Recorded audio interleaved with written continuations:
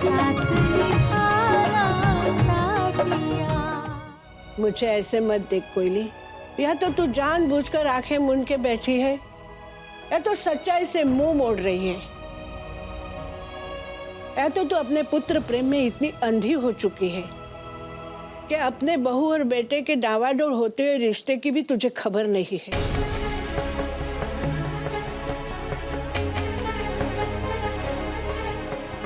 मैं तो ये तक कहूंगी कि उनके बीच अभी तक पति पत्नी का रिश्ता जुड़ा ही नहीं है।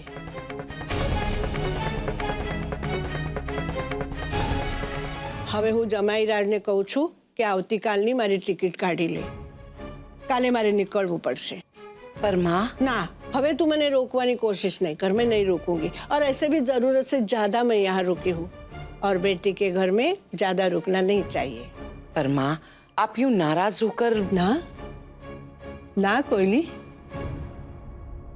भला कोई माँ अपनी लाडली बेटी से नाराज हो सकती है क्या? लेकिन बेटा, तेरी गृहस्थी की नींव को हिलते हुए मैं नहीं देख पा रही। तेरे बेटे और बहू के बीच के रिश्ते में गहरी दरार है, उससे मैं चिंतित हूं और तुझे इसलिए कहा कि तू ही इस दरार को भर सकती है।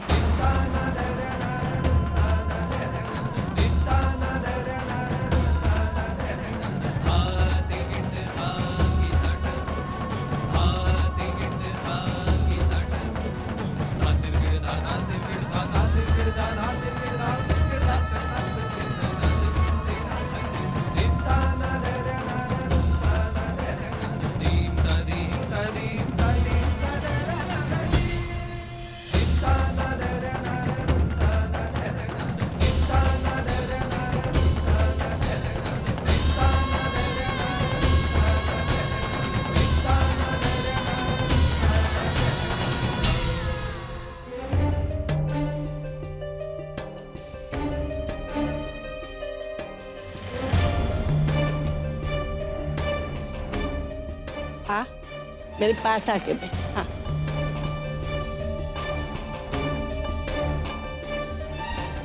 ये सिंदूर की डिबिया है, मेरे सास की है,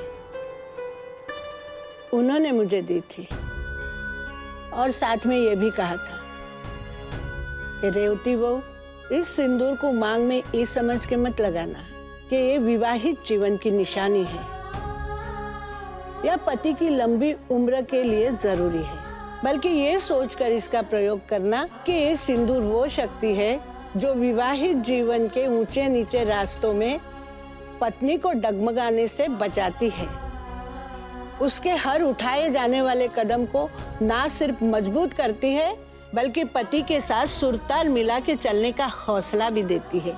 बेटा, जब भी इस डिबिया में से तू सिंदूर लगाया करेगी तब आशीर्वाद के रूप में मेरी ये कही बातें तुझे याद आया करेगी।